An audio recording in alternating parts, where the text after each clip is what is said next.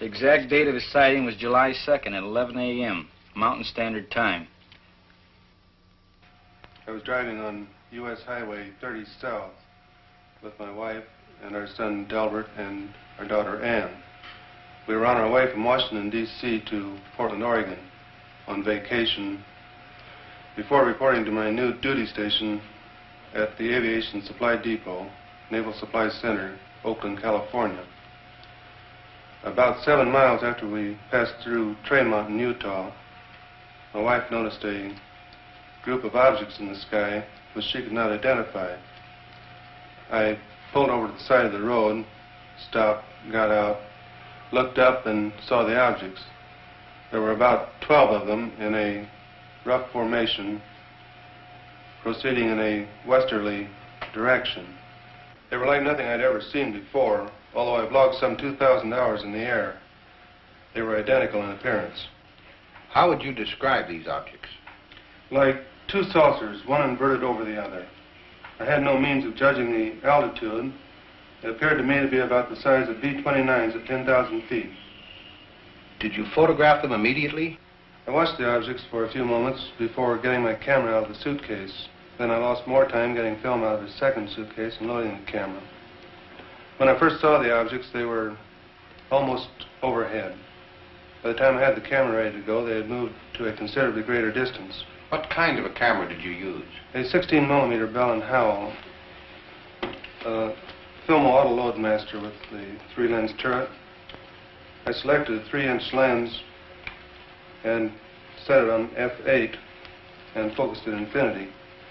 Did you think of using slow motion? No, the camera was set on 16 frames per second, and in the excitement of the moment, I didn't think to shoot at a greater rate, although that would have improved the coverage. I centered the viewfinder on the objects and made the first shot. Then I decided that if the sky were darker, the objects would show better.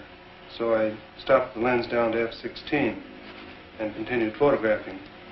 This proved to be a mistake, as the quality of the film would have been better had I left it at f8. Did these objects remain together in a group at all times? No. Toward the end, one object reversed its course and proceeded away from the rest of the group. I held the camera still and allowed this single object to pass through the field of view, picking it up again later in its course. Did this single object return to the rest of the group?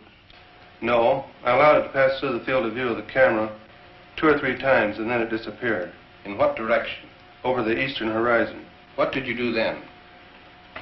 I turned, swinging the camera just in time to see the rest of the group disappear over the western horizon.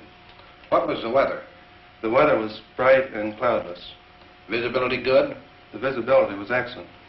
How does this film you shot compare with what you saw with your naked eye? You have studied the film. Yes, I've studied it. I'm very disappointed. The film falls far short of showing what I saw with the naked eye due to the delay in getting the camera started and my error in exposure. If I'd had this camera in the seat beside me, loaded and ready to go, there'd be no need for questions. The Air Force would have the answer. What is your full name, please? Delbert Newhouse. And you are on active duty with the Navy? Yes, sir, I am.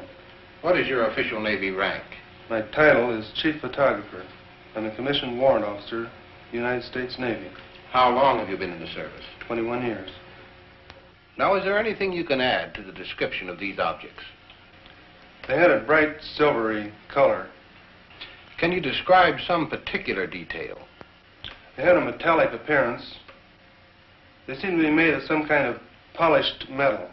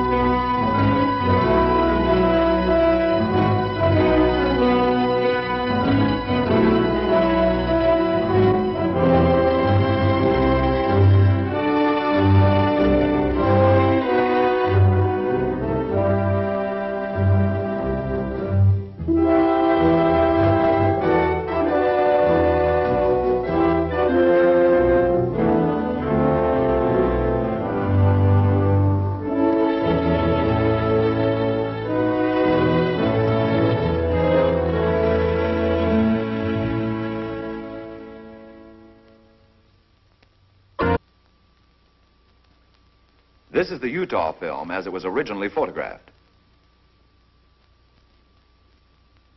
The image structure and maneuvers definitely eliminate any kind of known aircraft. This is where Chief Photographer Newhouse, in his excitement, changed exposure. He believed that by changing density and giving the film more contrast, he could clarify the objects. The single object that reversed its course. The bounce is due to handheld camera. Now we study the action of one section of the film. We stop the action. We move in. Within a 5-mile range, aircraft could be determined. In excess of 5 miles, the speeds are greater than aircraft can achieve, except in straight-line speed runs.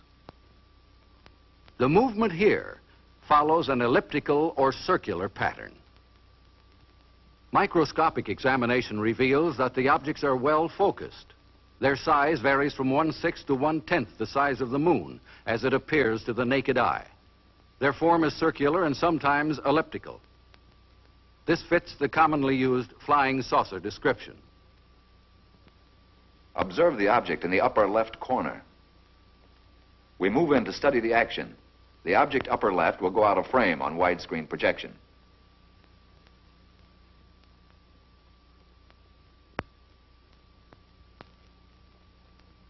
Observe the motion of the two objects upper right as we rock them back and forth.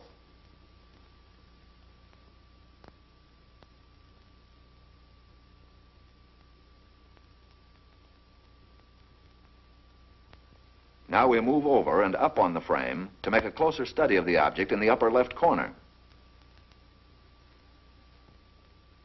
Examine this object closely. Compare it with those objects you saw in the Montana film. These films were taken approximately 2 years apart, hundreds of miles apart.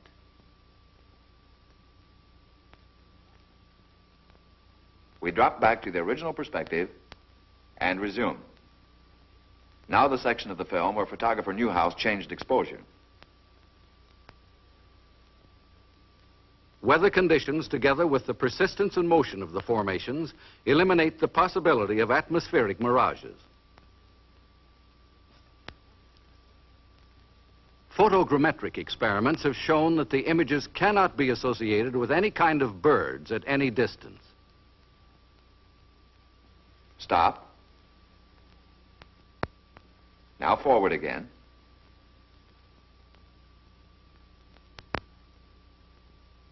Stop.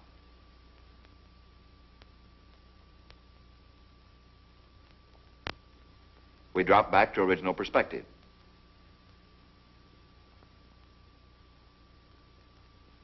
Now once again, and for the last time, the Utah film.